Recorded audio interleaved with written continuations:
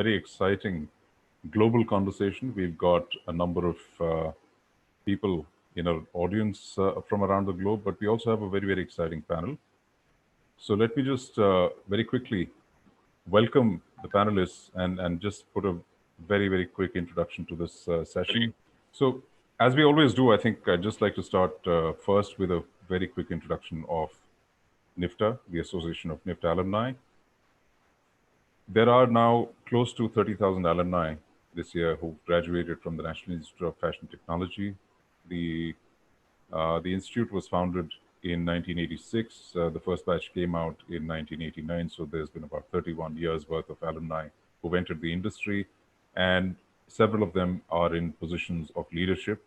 In fact, on this panel, we have two very illustrious alumni with us, two NIFTA members, apart from myself and Vivek, we're two moderators, but apart from that, we have two NIFTA members who are in very senior positions. The interesting thing about NIFTA alumni is that they work across the value chain, from design and conceptualization all the way to creation of the demand, retail, addressing the demand, and everything that goes in the middle, which includes manufacturing, which includes supply chain, which includes technology, services, not to forget education. So it's a very interesting, mixed, but intermingled group of professionals. NIFTA's key objectives are really, if you look at the core objectives, there are two core objectives. One is to create a common ecosystem for design, technology, and business. And this is very important because I think the world, as we will also discover in this discussion, and we've kind of touched upon it in previous discussions, the world is moving into fairly unknown places as far as living habits, as far as shopping habits, as far as consumption habits are concerned. And unless you actually tie in the insights and the expertise and the capabilities from all aspects, it's going to be difficult to deal with the reality that is still emerging. The second is to set the tone for the industry by identifying projects that are groundbreaking, that are new, in areas which we might only have an inkling about today, and use this platform to actually mentor or incubate these new ideas into potentially full-fledged businesses. So if you're a NIFTA alumnus, or even if you're not a NIFTA alumnus, I would urge you, please do go to the NIFTA website. The URL is right there on the screen, niftalumni.org. Go and register yourself. And if it so moves you, do please become a member as well. One last word on NIFTA's initiatives, and this is a baby step, but Project Divyasha, which is Light and Hope, is seed funded by NIFTA members, and it is targeted towards providing support to particularly those people who've been affected very badly in the current pandemic. What we are inviting is thematic creatives to be sent to us, which would get converted into products, and the proceeds from those products, after meeting manufacturing expenses, would be divided amongst an honorarium which would go to the designer who has contributed the creative, and direct donation to people whose lives have been impacted by the COVID pandemic. You can contribute by submitting design ideas. The NIFTA website URL is there on the screen. You can use that to submit your designs. You can give in seed funds to support Divyasha. And of course, once the products get developed, they will be put up on different channels, and you can buy those products and ensure that there are funds flowing in to the cause that we're talking about. So just a quick disclaimer before we start this discussion. There are people on this panel who represent, who work at very large, very leading organizations and brands. And we do need to be sensitive to the fact that they are here in their personal professional capacity, not as representatives of the brand of the company that they're talking about. So any views that they express should not be taken by the audience to mean that that company is following a certain view or a certain strategy necessarily. However, having said that, I think all of these are seasoned professionals, and they know what to share and where to draw the line. So I don't think we should have any problem in going through the discussion in a fairly free-flowing manner. So this is the panel. We have a very, very interesting panel. We have let me start with Molly Robbins. Molly represents US Polo Global Licensing, and she has really a 30,000-foot view of what's happening around the world with US Polo and its associated businesses. We have Sanjeev Mohanty, who's a NIFTA member, and he's managing director for South Asia, Middle East, North Africa for Levi's. Again, a brand which has been in India since 1995, 96, and it's been in the world around in different markets for over a century. And it survived, uh, we're talking about the current pandemic. It survived, I don't know how many pandemics and world wars. So it's a business which is very, very robust, and I think there are some very interesting insights which we expect to hear from Sanjeev. We have Gautam Rao, who's Senior Director Buying and Planning, Converse Asia. Gautam is involved with the business on the Asia Pacific level. And again, that's an area which is uh, probably, when it comes to the pandemic cycle itself and some of the other evolutions as well, it's a zone in the world which is probably ahead of the rest of the world in that curve. So again, there would be some learnings which I'm sure wherever we may be based. And finally, not the least, Nikhil Mohan. He's the founder of Blackberry's Menswear. Blackberry's is perhaps one of the largest homegrown brands, if not the largest homegrown brand in India.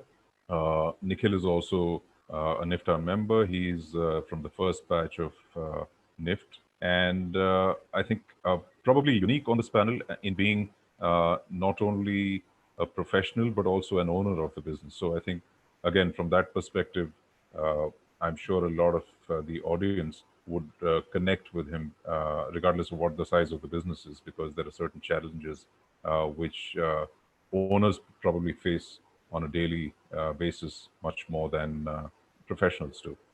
And I would be amiss in not introducing my co-host, co-moderator, Vivek Sandhar.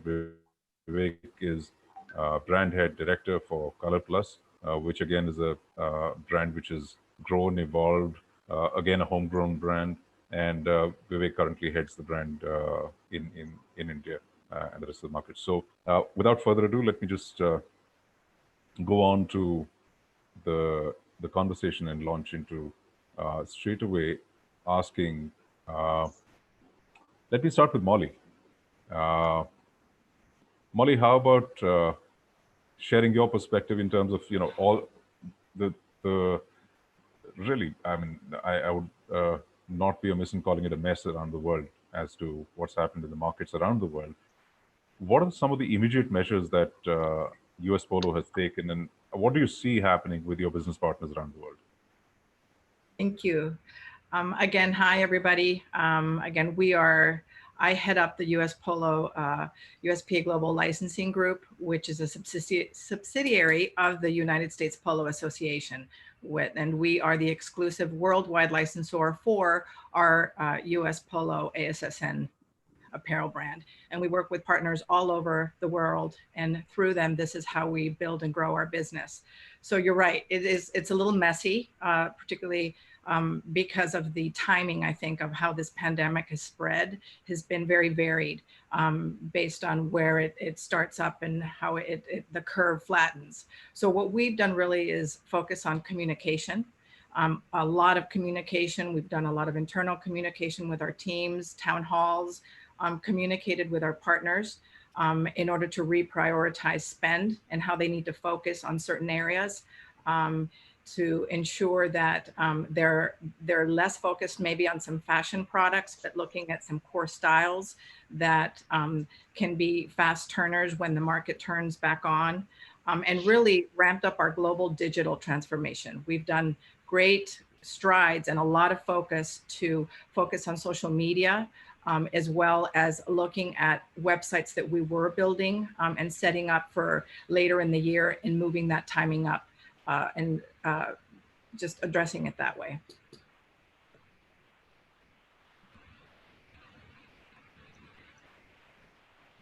Do you see differences in terms of how people are responding in different markets or in different regions?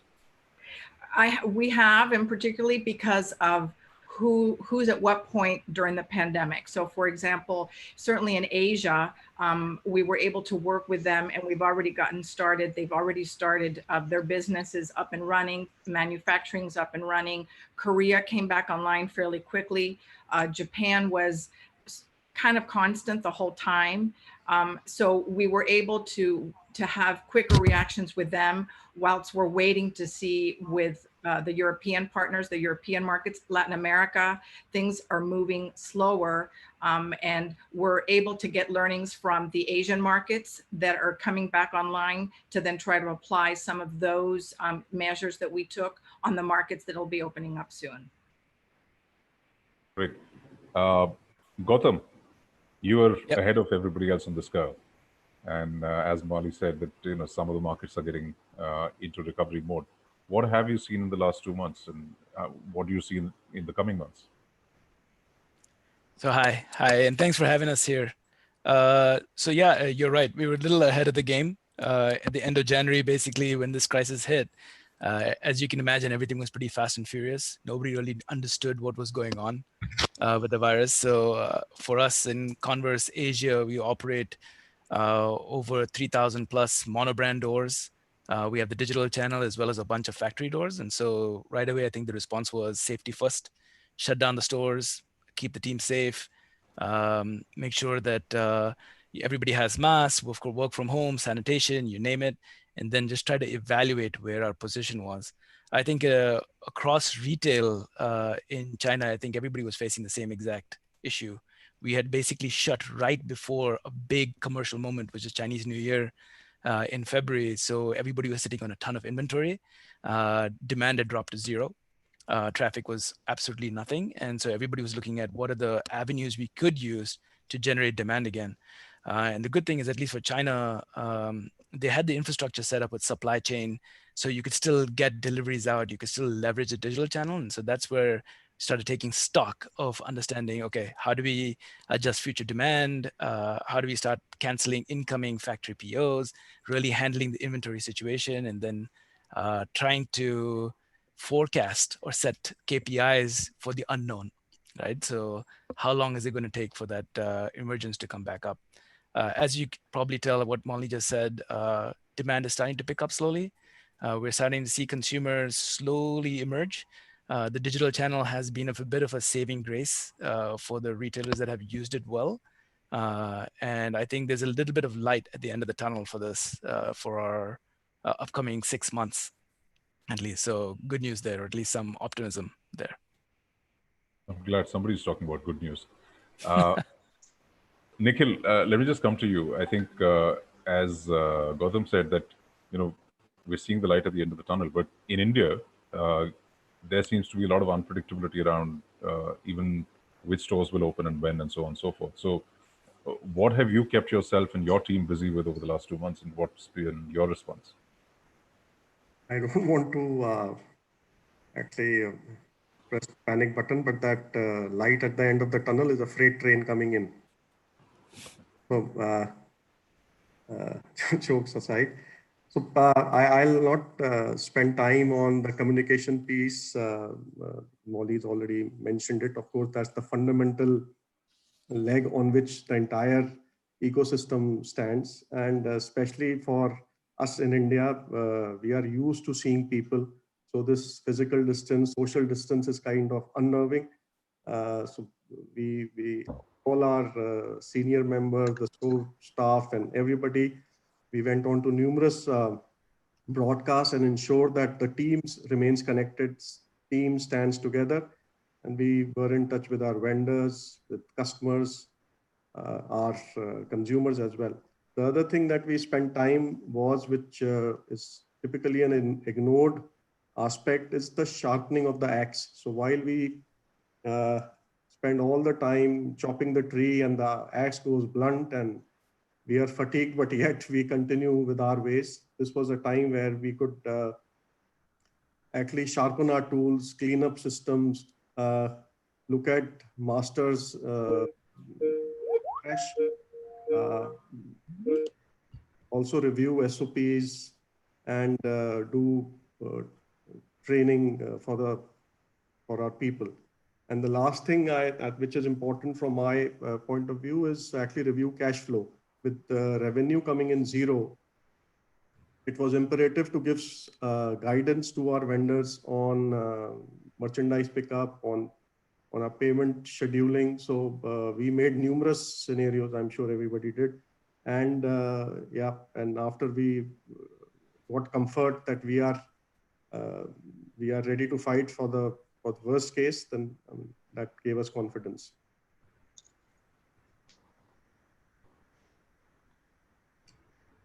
Sanjeev, how does your business look? As I said, yours is probably one of the most robust brands for over a century. What's been the reaction in different markets? Yeah, I think our president, I think in the first town hall said that, Levi's being a 165-year-old brand, I think we have seen, everything possible from 2 world wars to the Spanish flu to, the Great Depression to the 9/11, Asian crisis, Lehman Brothers. So I think we are pretty confident that we will come out of it stronger. I think Levi's as a brand, I think, has been on a growth mode, and it has really come back strongly in the last couple of years. And just to come back to your point, I think we were pretty much in terms of a level of preparedness in terms of whether it was the digital transformation or redefining the brand, looking at our go-to-market. So various work streams were already underway in the last couple of years. And I think when this tsunami hit China first, I think we'd already started to really react to that. And that was really a steep learning curve in terms of how we looked at how China tackled that. And while that was happening, I think China created a fantastic playbook across the board. And they were recording what they were doing and the hits and misses, because you learn, because it was first market to get hit. I think the learning curve was sharp. We recorded it. And I think that playbook is coming handy to all the markets across Europe, across, Americas, across Asia. And I think, as you rightly said, that Asia Pacific is ahead of the curve in terms of some of the markets coming back strongly. So you have Australia, New Zealand, you have South Korea, which is very strong. It's in fact ahead of last year's numbers. So, China is coming back strongly. I think most of the brands are seeing, footfalls pre-COVID versus post-COVID, between 50 to 70%. I think Tmall and e-commerce has come back very strongly. So I think these are good signs of revival, and everybody is at a different stage of coming back. And from India point of view, I think we will come back strongly. We might lag the resources and the level of control which China might have, and being a large democracy, we might find it a little slow in terms of coming back. I think the government has done a fantastic job to take this on early. And I think in phases we'll open up, and I think ultimately by the fourth quarter, we should be able to catch up and see a revival of demand. So that's where it is. And usual things like, having a playbook, communication, taking care of the employees. I think taking care of the people first was our first reaction. We have crisis management team, daily meetings. So all the usual stuff, I'm sure every brand, every company is doing. Sanjeev, I think you mentioned a very important part, which is the demand coming back on, and I think that's an important concern which is on everybody's mind as to how to get that going. So let me hand over this segment of the conversation to Vivek, and I think there are some very interesting questions which have also come in from the people who've tuned in. Vivek, why don't you take this over? Yeah. So while there has been spurts of positive news that we have seen in terms of people coming back to luxury and etc. in China, but there's one fact that remains, and I would begin this with India, is that the fact that the lockdown is something that India has seen for the first time. Our generation and probably the prior generation has seen something like this for the first time. There's a fear of unknown, of stepping out, and the fact that people have kind of cut their consumption down to bare necessities and been very, very cautious.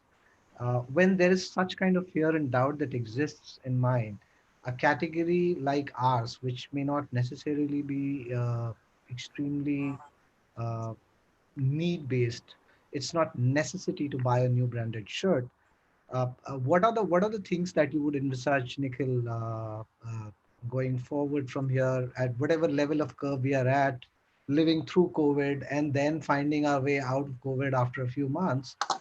What are the few things that you would envisage to regenerate the demand in a market like India?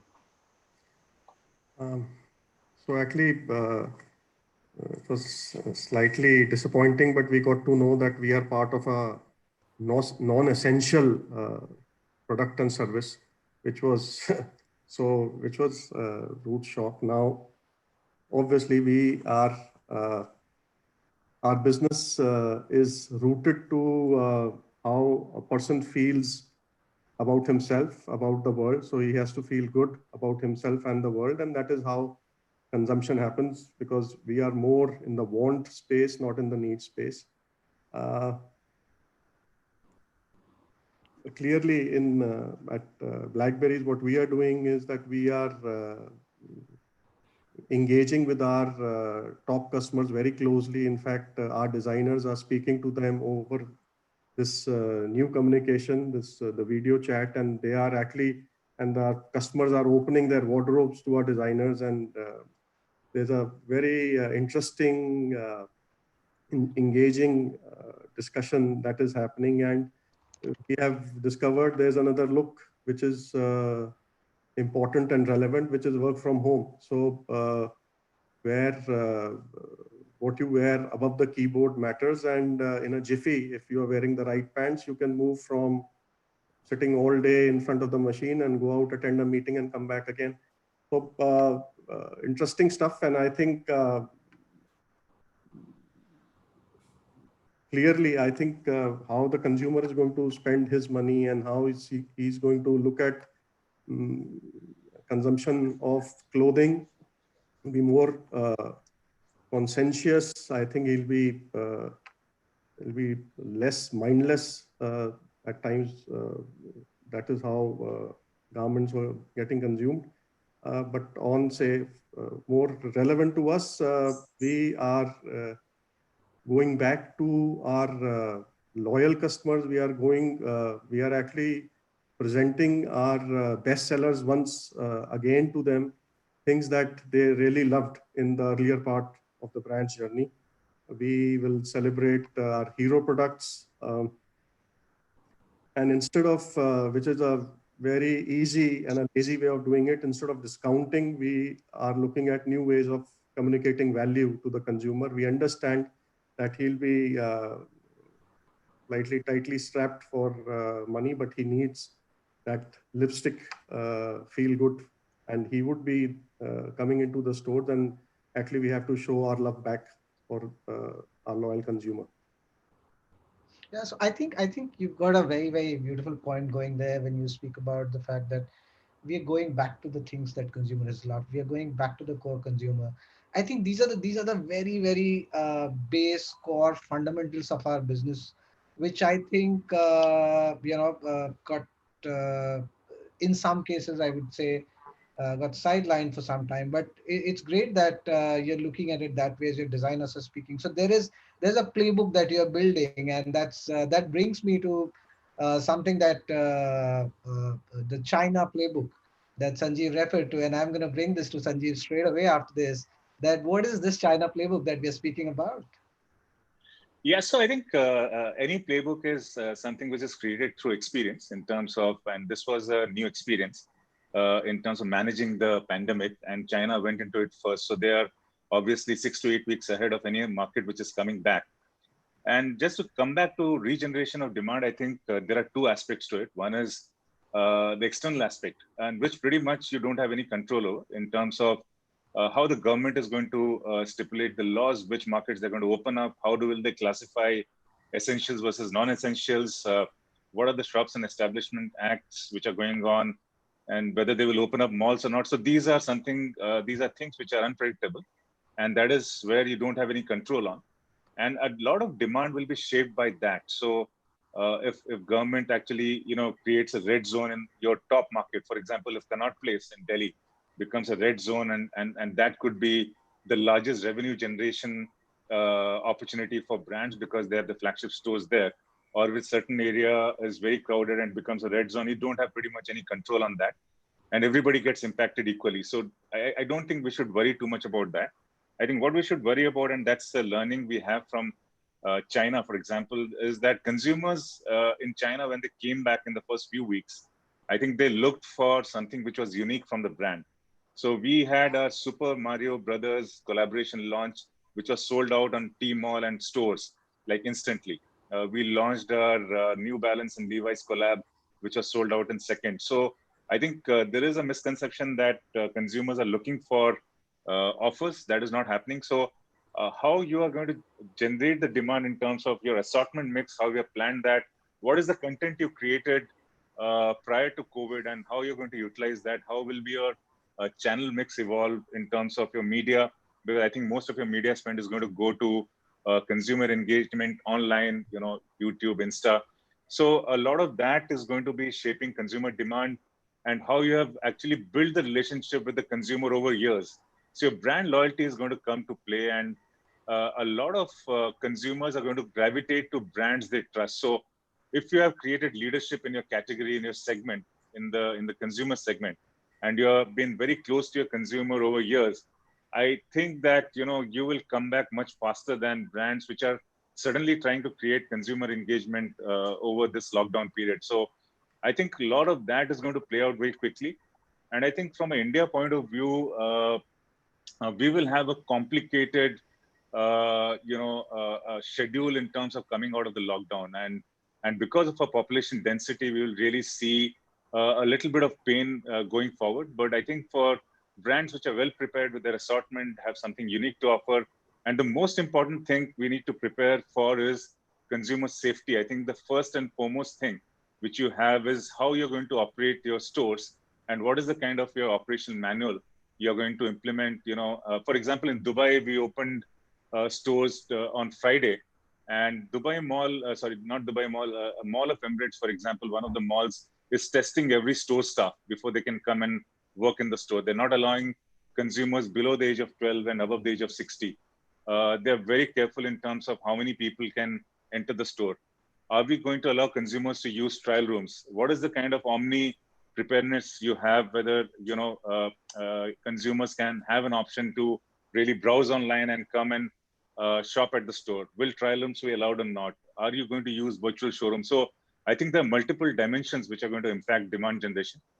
And the other last point I would like to make is that consumer demand is also generated in a unique way in India through various social occasions. I think Shadis is a big, occasion where a lot of consumer demand and consumption of apparel across categories is generated. So if that is deferred, if sporting events are going to get deferred, it has a sort of a flywheel effect in terms of consumption.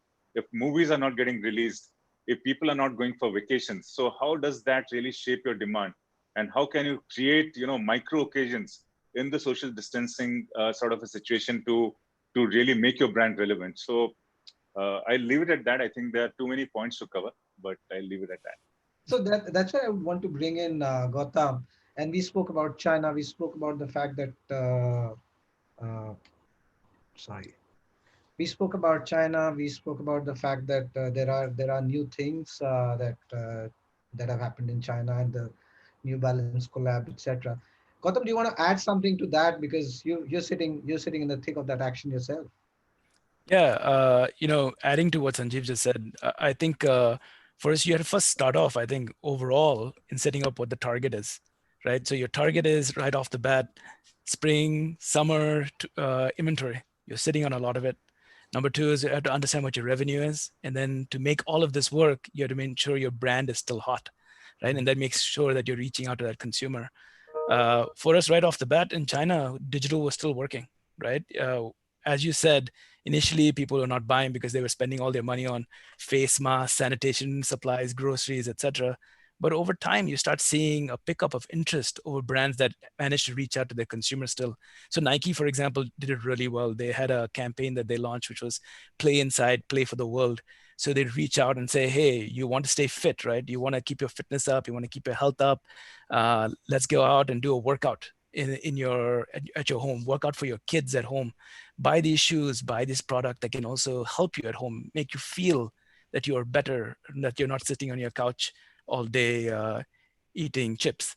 And so those type of campaigns reached out to the consumer and started generating a lot of heat. So you layer on top of that the social media outreach and exclusive hot product that starts to generate that demand that when stores do start opening, people start coming back in. Another thing as well is that unique product that we talked about. So for example, in March, in Asia, at least in East Asia, it's the cherry blossom season. So releasing unique product that talk about cherry blossom, you can't find it anywhere else. So how do you release a certain segment of that product? Maybe let's say 30% of that product on digital, but then leave the rest of the 70% for when brick and mortar does open.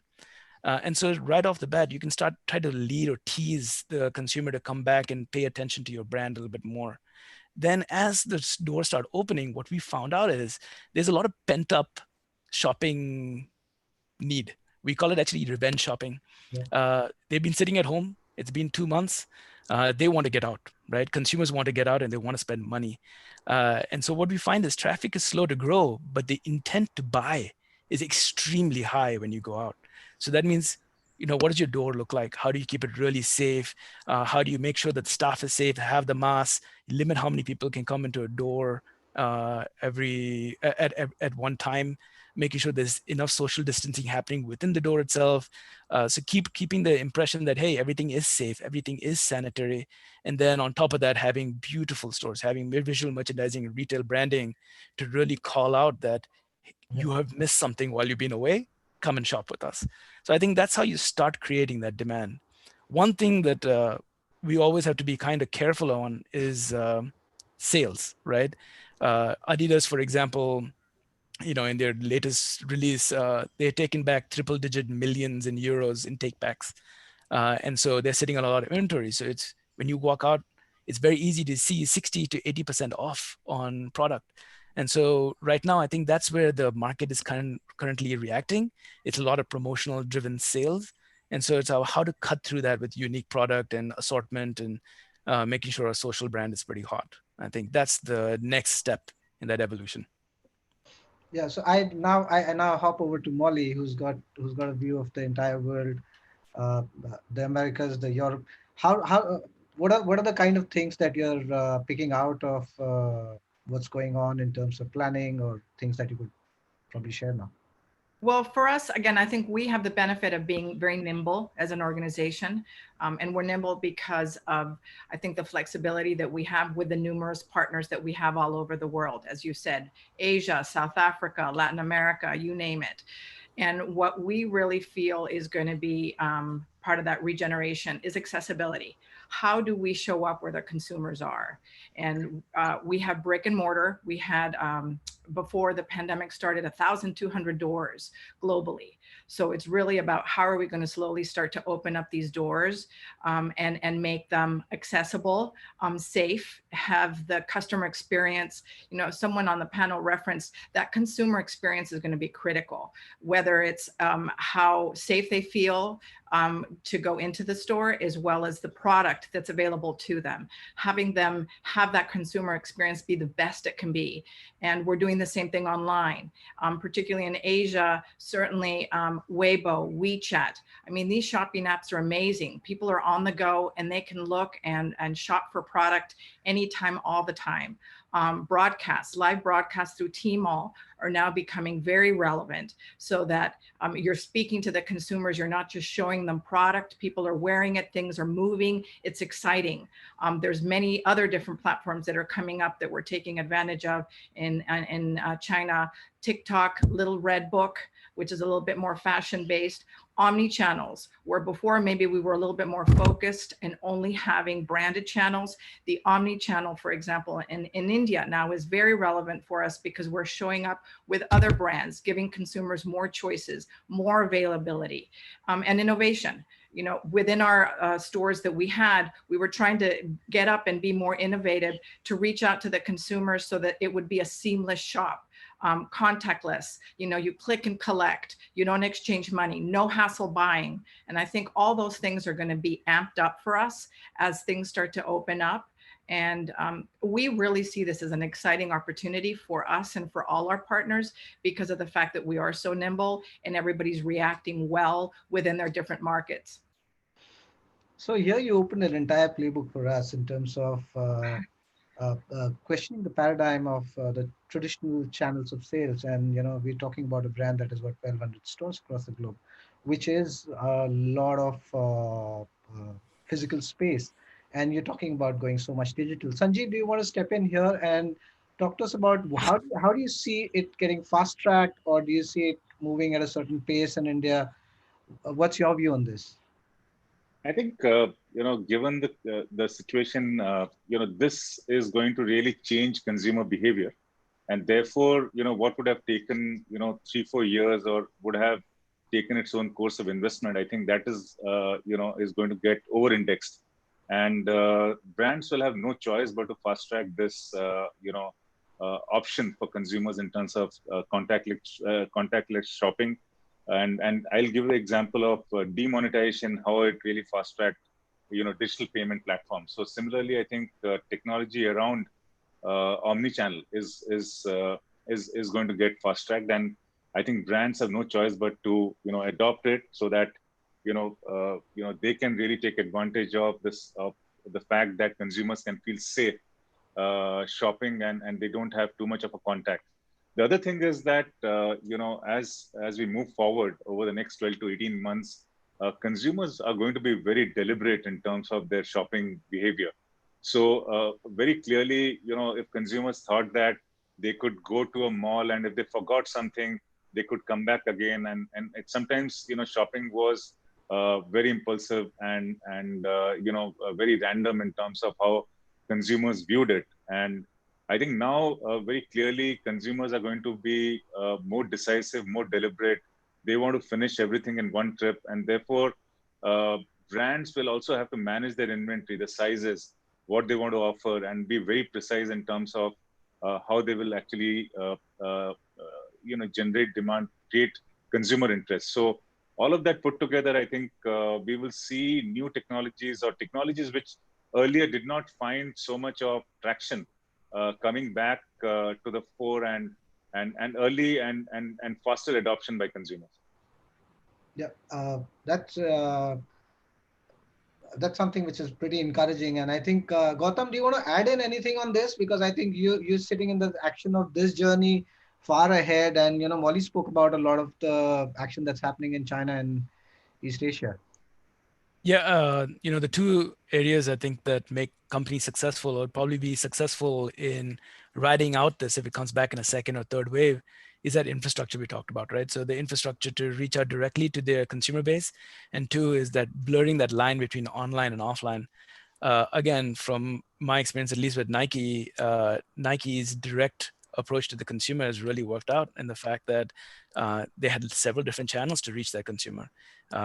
Nike.com is a direct selling to the consumer. You have the sneakers app, which provides exclusive product, exclusive limited product, at least from Nike. You have the Nike training app that shows people how to work out and buy associated product. And then you have like all the Tmall, Taobao, WeChat, all those type of areas to get sales as well. But what I think is really, really interesting now is to see that blur between offline and online, right? So there's several different cases where people are thinking outside the box, at least within Asia, and we're trying to figure out how to solidify this and try to make it more solid in terms of processes moving forward. For example, lots of doors were closed when this happened, and as I mentioned, people were sitting on a ton of inventory at the back room of their stores. So we found that store managers were taking it on themselves to leverage WeChat to create their own mini social platform per store. And they can have an outreach for the consumer base that has shopped at that store itself. That way they can actually reach out, create a social media platform, reach out to those consumers and showcase what deals or new products that they have that are available at those stores. And that's a real way for them to think outside the box and try to sell digitally in a platform that usually wouldn't be as digital as before. And then when they do have that sales, they just leverage local delivery agents to take it directly to the consumer. These are kind of out of the box thinking that we're seeing happening in China. And I think this would have happened over the space of 5 to 10 years, as Sanjeev had mentioned, but you're seeing these accelerated at a really fast pace. And I think now I was trying to figure out, if this does happen, and this is kind of a shock to the industry, how do we start setting up that infrastructure so that we can do this whenever we need to, for no matter what emergency that might exist? Yeah, so in fact, there's a very interesting point being made by Ashish, who's watching it live right now, and he says that how can AI help in fashion industry? And I think this is one place where probably AI has a role to play, because this is manual right now, and if we can automate it, it can be a beautiful solution. So while we do all of this, there is multiple channels through which products are going to the consumer. Uh, the lines are getting blurred, and as the lines get blurred, a lot more intervention of various parties come into the entire chain of consumer experience of each of the brands. Molly, I would like you to give your thoughts about the fact that how do we keep the CX seamless? How do we make sure that the irrespective of the channel of delivery, the consumer experience is intact, because that is what people hold on to from a brand, and I don't think people are going to compromise on that. And I think that's the challenge, right? That's what we're all trying to figure out. Is, as I often say, we're building the plane as we're flying the plane. This is really not an easy process. Again, for us in particular, technology is, we believe, really going to be key to really make transactions as simple and as virtually contactless as we can, whether it's in the in-store experience or whether it's online. The global deployment for us in particular of our e-commerce sites in regions that didn't have them before, as big as a brand as we are, we actually had very little penetration in some markets, particularly Latin America. So as I shared before, we've been moving up launches in Mexico, Panama, and Guatemala.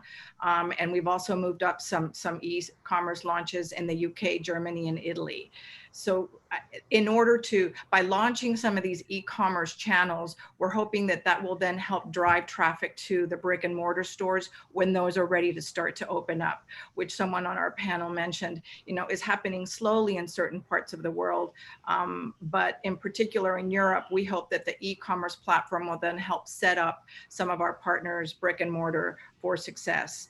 But I mean, I'd be interested to hear what some of my panel partners have to say, because I think we don't know. We really don't know what to expect, right?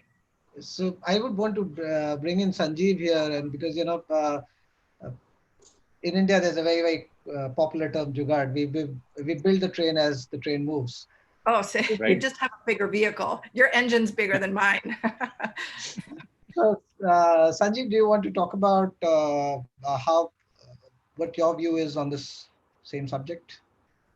I think it's an interesting time for the market, in the sense that from a consumer experience point of view, I think the digital ecosystem and the e-commerce ecosystem has seen tremendous amount of investment. I think very clearly since 2011, 2012.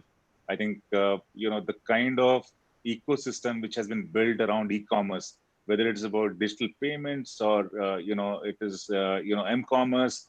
You have big giants like Amazon and now Walmart actually pouring billions of dollars, which have created smaller digitally agile companies. The whole ecosystem around reverse logistics.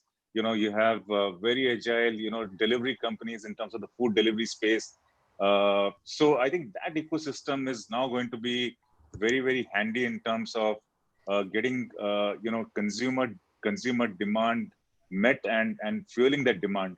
And a lot of innovation could actually happen around that. For example, today e-commerce was doing the deliveries very fast, and the reverse logistics was actually very fast, and that ecosystem will get fueled.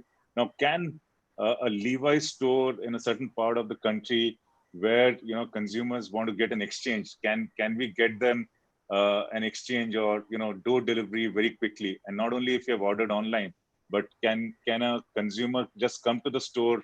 He has browsed online and he has seen what he wants to buy, and he basically gets the delivery done. If he doesn't like it, gets it exchanged. Can other delivery companies, for example Swiggy, can they diversify and start delivering fashion and apparel products?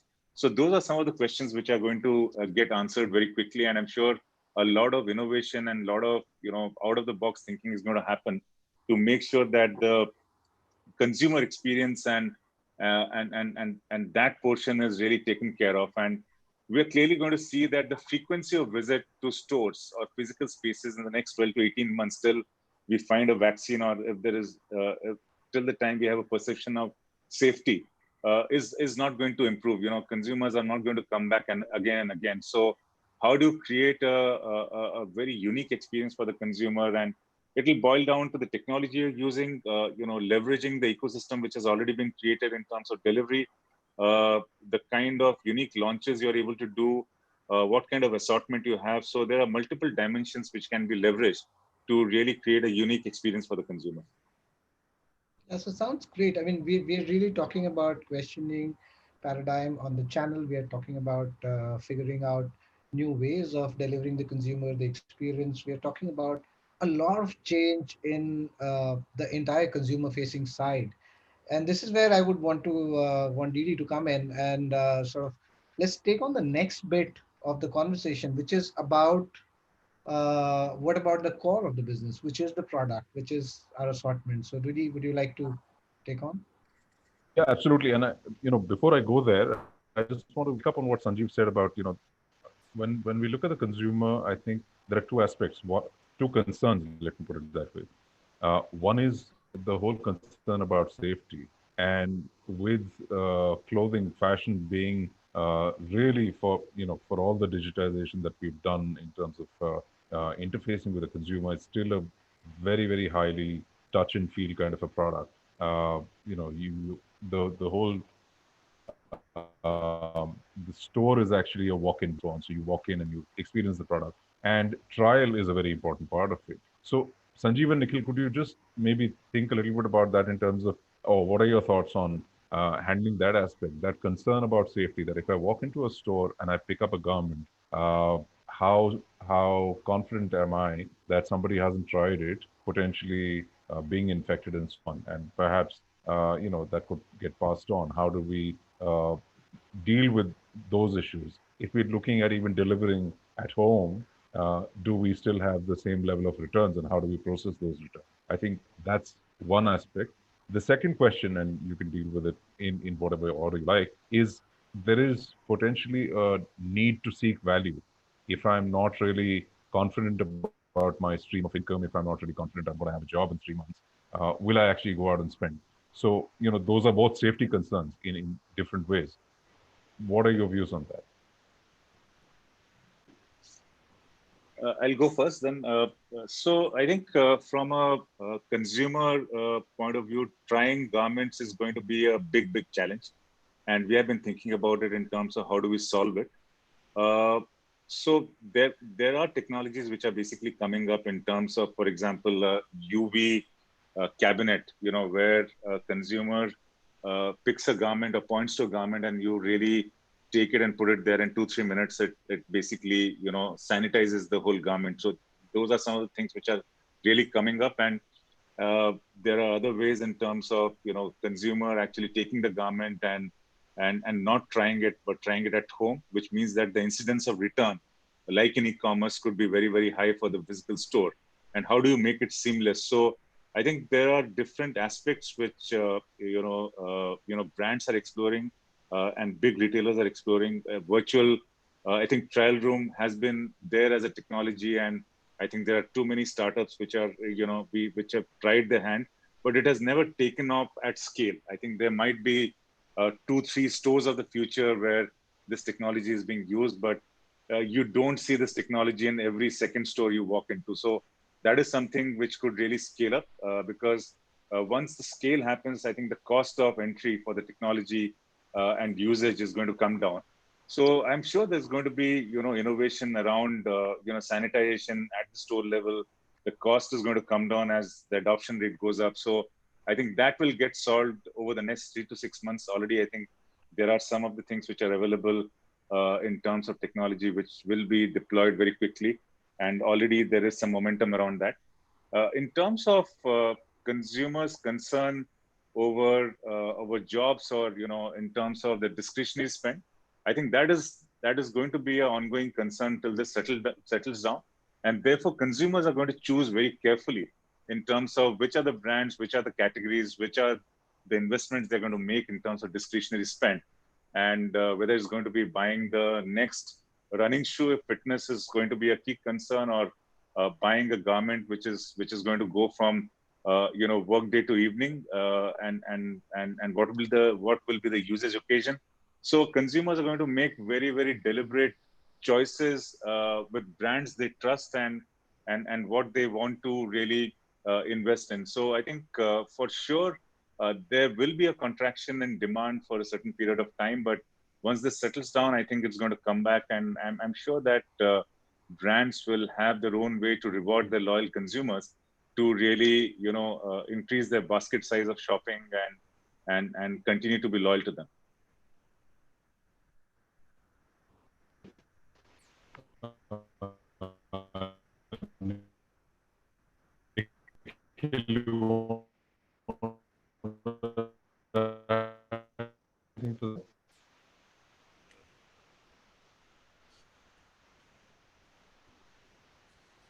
Nikhil? Yep. I lost you. Devanshu, you may have to repeat. You might have to repeat, yeah. Is that? No, So you're back. You froze up a bit there. So I think Sanjeev gave a pretty detailed account of the safety aspect, and of course there are challenges which are still not settled completely. So on this consumer confidence, as I did mention, that buying of a garment is purely it's a want, it is a feel good, and in these times people want to conserve, they want to conserve cash, not knowing what future holds. But see, ultimately we are human first, and there we need a high, and clothing fashion definitely gives a high, something new to project themselves, to project their taste. So with a small spend of say $2,000, they can get a big high for the week.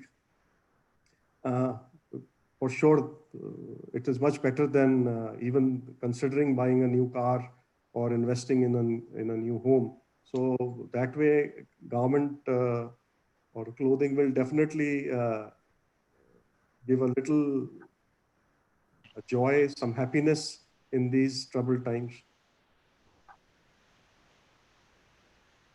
So you don't expect you expect clothing to actually provide the high rather than kind of fall victim to the depressive. I mean, of course, there'll not be this mindless buying because I think see, I believe that there are two ways of looking at it. One can take this as a pause button, that you press it again and the music will start from the where it stopped. That is one way of looking at COVID. The other is it's a reset button, that things are not going to be the same. I believe in the second. So people are going to have very different views on how they spend money, how they look at future, their security, family. So government is definitely not going to be a top priority, but clearly as a form of excitement, government is still up there, and it will get a fair share of wallet. Certainly it'll drop. So that share of wallet will definitely drop. Okay. So if looking at that, in fact, if we look at how business has been done in the past maybe 30, 40 years, we are projecting or predicting demand, trying to build collections for seasons, trying to see, starting from colors and textures to fabrics to bringing it down to silhouettes and then trying to figure out which styles will work more and so on and so forth. And typically, what has happened is as manufacturing has moved away from where the markets are, uh, literally happening maybe at uh, the opposite ends of the earth, uh, the buying calendars have grown longer. The range architecture has become possibly much more inflexible. What kind of change do you see happening in the coming months? And, okay, let me put out a disclaimer. For the last 3 decades, I have been a proponent of zero seasons, basically continuous product development. And I think the whole calendar is an artificial construct, which actually slows the business down. Now, if you're in an environment where, forget the consumer, nobody really knows what's going to happen in 3 months' time or 5 months' time, or even 1 month down the line. How do you see the business changing from the product planning perspective? So let me put that question to first Nikhil, maybe, and then maybe Sanjeev, you can take it over. I think garment industry, I think we've been victims of our own success in the past. So because if it ain't broken, why repair it? So we kept on building that model. And I think even without COVID, it was pretty close to breaking. Because if you actually see, the discounts have gone up. The share of wallet, as I mentioned, has also gone down. And clothing has moved slowly but surely towards a commodity. To get the excitement back, there has to be a sense of scarcity. So this business of push all the time so in a wholesale business, you create, you book, you deliver, you collect, and then you go to sleep till you start the next cycle. It's extremely passive. It is rigid line, and it does not account for any changes in the marketplace, in taste, in an inventory levels at the store.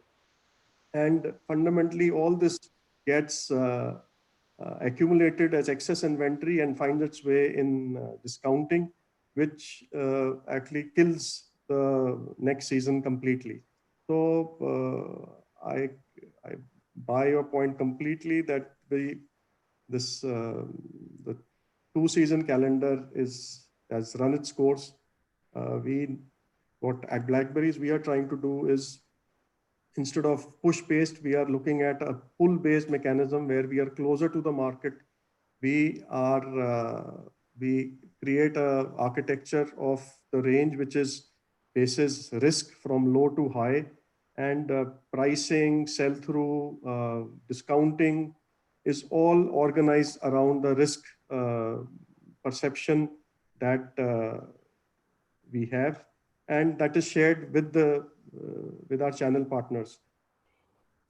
The other thing on discount I want to mention is that the price and discount, these two aspects have to be treated, or at least be looked as one. If you operate these two concepts in silos, typically while we may be very busy making and selling, there is very little profit at the end of the day. The other, I think, big play will come in by which is the regular low price, which is the entry level price point, and which is going to attract more customers. I think over these times, last few seasons, we have observed that everybody is into a bulk kind of increase the basket size kind of a deal, where for a customer to get into a sale scenario, he has to spend $5,000. Versus if a great product of an excellent brand that he aspires for starts off at a slightly lower price, is never discounted, this definitely gives a great, that builds trust with the consumer, and he's happy that he's bought something at the right price. What we are also talking of assortment and planning, at what we are doing at Blackberries, I think over this period of time, we had built a lot of fat around us. There were a lot of categories and lot of subcategories. I think we are quite convinced. Earlier, I think we were shying away. Now we have to, we are not, we will drop some of these categories. I think on the last count, our option count has also dropped by 40%. So we will go deep. We will rarely make master products, which will make a difference to our consumer, to the market, and the brand would be anchored in them. That's a great point. Let me, Sanjeev, I'll come back to you No problem.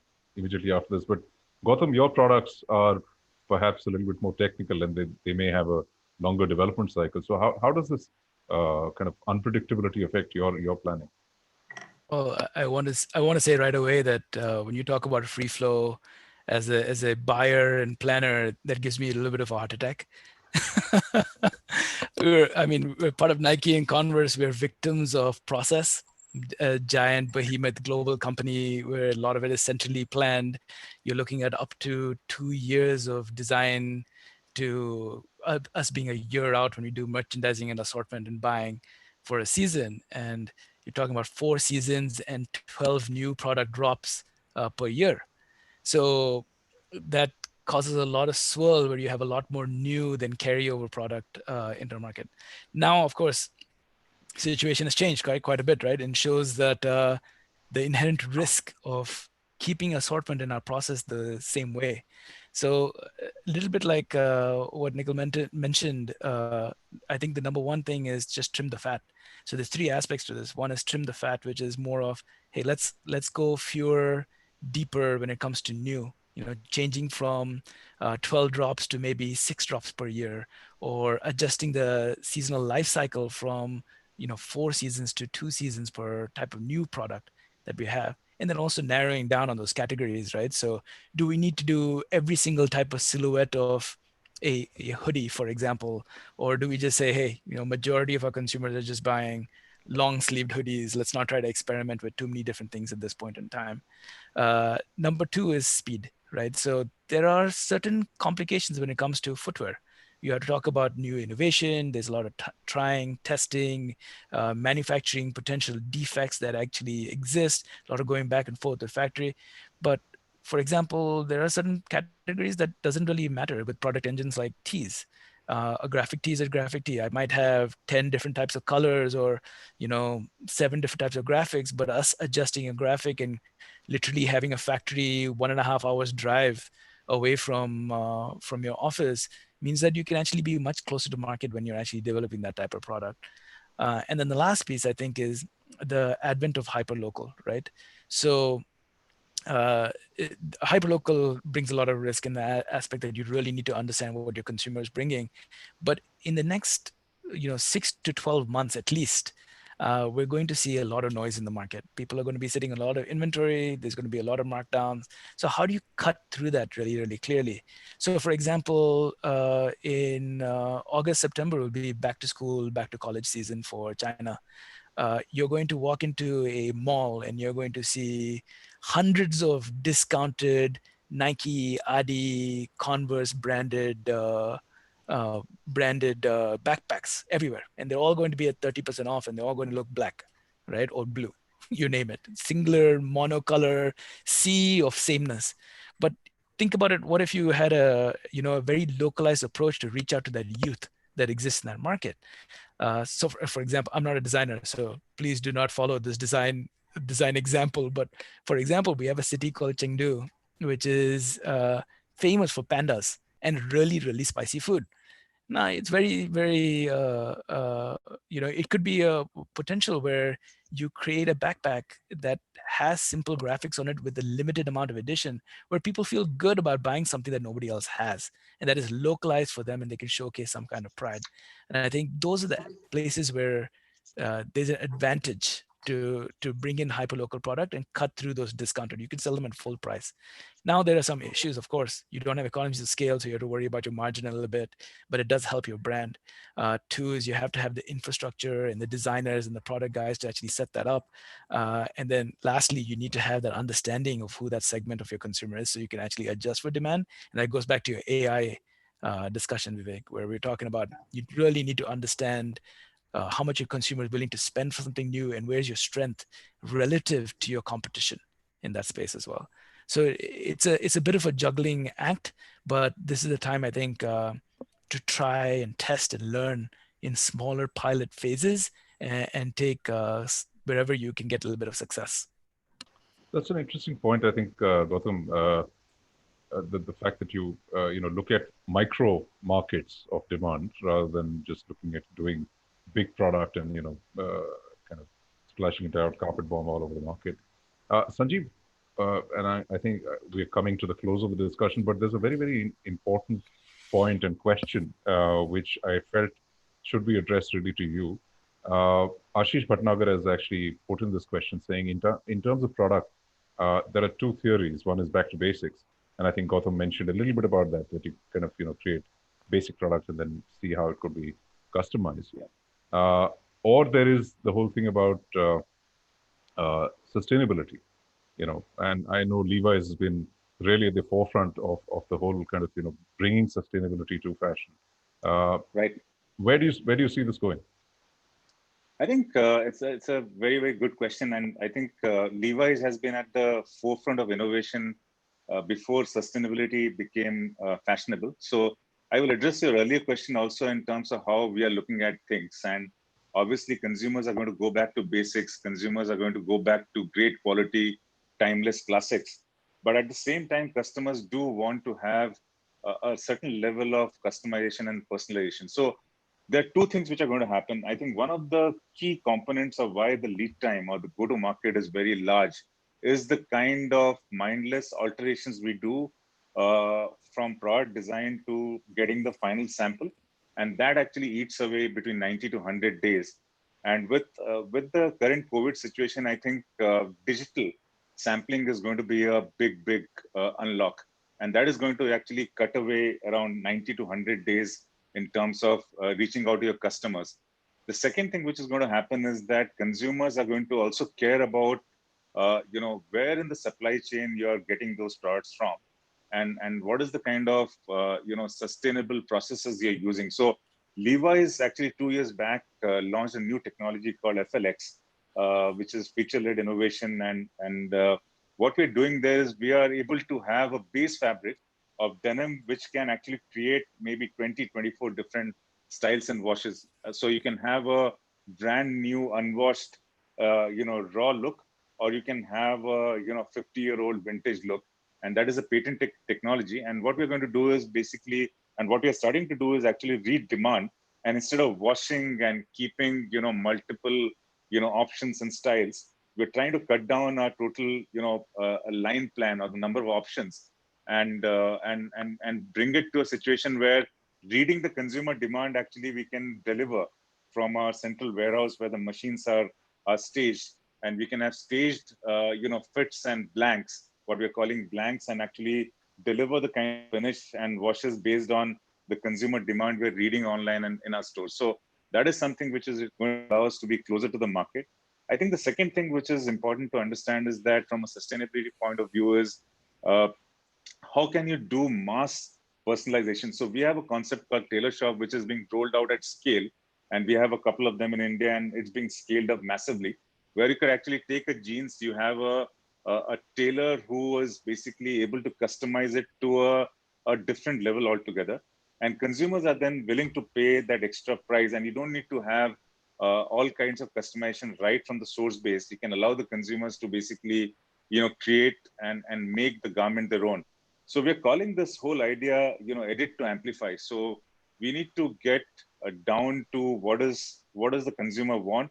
How do you read that demand? How are you able to really listen to consumers across social media, understand the demand, and do it at the point of sale, and do it more effectively and efficiently. So I think with COVID, I think a lot of these things will get fast tracked. This technology will gain traction, and you will see that timeless classics, as well as an element of personalization and new technology in terms of FLX, where we are able to really actually eliminate a lot of chemicals like potassium permanganate and other chemicals from the supply chain, and actually use laser technology in a manner where you can actually be closer to the demand and closer to consumers.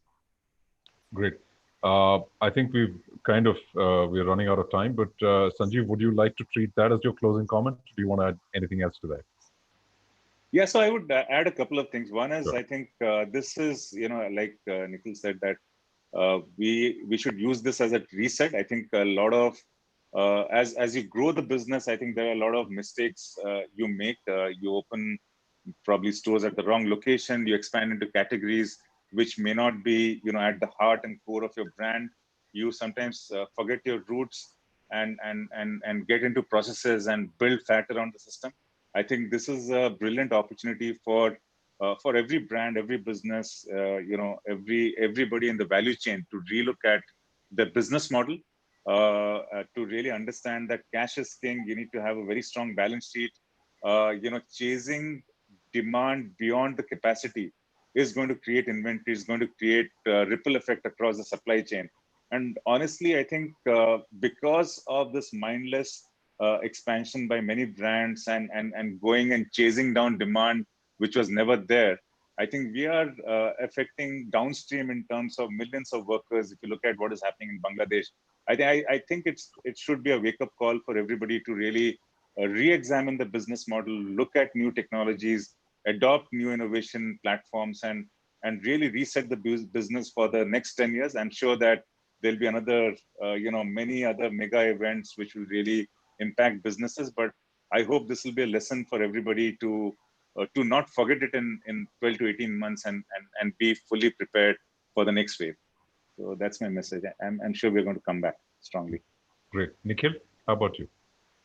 Just to elaborate on the reset aspect. So if we only talk about relationships, whether it is a team member or a vendor or a channel partner, or even landlord, I think it is more about collaboration. It is more about a shared future rather than win-lose kind of a relationship, or instead of a transaction. So I sell off, my monkey off my back and be happy about it.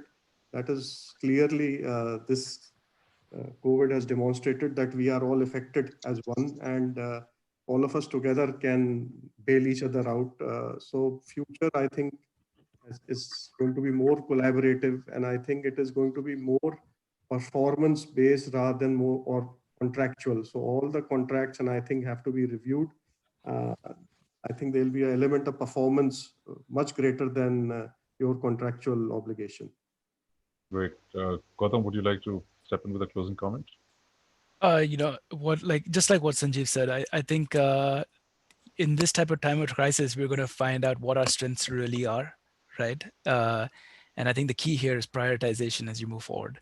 So just understanding exactly where you could be refined for success. A lot of different strategies will come, a lot of different recommendations and advice will be given, but finding something that's unique to your business and to your market, I think that's going to be the key to emerging out of this with a lot of success, truly. Well said. Molly? Agree with everybody. This is going to be a marathon. This isn't a sprint. So I think we all have to be patient. And what Nikhil said, I agree. I think for us, global alignment is going to be key. Even though, there's localization that's necessary, but within the localization, we still are global. So we need to align. And again, be stronger and more focused in our vision as we move forward and step up for the challenge. And I feel really encouraged, and I want to thank all of you guys for including me on the panel, that our brand will do well as we get through this, and we will be more focused and just continue to elevate through products, innovation, as well as sustainability. Great. Vivek, just, between the two of us, I think we probably had another hour's worth of conversation there with these four people. There are lots of points that we had in our mind. There are lots of questions that have come up, I think, on the YouTube chat as well from people. But what I'm carrying away, and I think, Vivek, you can respond to that, is cut fat, make it lean, make it responsive, and collaborate. Hold together as much as possible. I think these are the three things which really stand out in my mind. What do you think? Yeah, so exactly. I mean, you took away the 4 words I was writing. So I had written 4 words, 2 F's and 2 C's, really. We've got to get fitter. We've got to get faster. We've got to get more conscious about every single action, every single contract, everything. And this is a race that we can't win alone. This is a race that 100 people will have to run the 100-meter together. It will not be one person running 10,000 meters and going through. So collaboration. So fit, fast, conscious, and collaborative are the four key things that I'm taking out of here. And if we apply all these four to every single action that we undertake, I think we will be able to live through COVID and post-COVID. That's all I have to say. Thank you very much. Great. Thanks so much. I think that was a good summation. Much better than I could have done. So kudos to you, Vivek. So that was a fantastic conversation, and I wish we had a longer session, but perhaps we can carry some of these into a future session with some of these people as well. Thank you all for joining in. I'd just like to make a small closing announcement, just to acknowledge the fact that there are a lot of people who are NIFTA members, very senior people in their own right in the industry who are working behind the scenes to make all of this happen while we're all stuck in our respective houses. So this is absolutely a fabulous team effort. And the next session that we have is in fact addressing some of the questions which came up on the YouTube chat today, which we know is on a lot of people's minds, and that is the impact on jobs. Last week we had a session on workers, the people who actually produce the clothes, and we've still got some unanswered questions there. We've got some initiatives which are coming up to handle some of the concerns from that. We have the other aspect of really white collar jobs, which are an issue as well. And I think a lot of people who are watching this webinar are concerned about their own security in terms of incomes and jobs. So we'll be addressing some of the social issues, the economic issues, and the legal dilemmas, both from the corporate perspective and the employee perspective. So do tune in. 2nd of May, we'll send out details to you very shortly. Thank you so much for joining in today.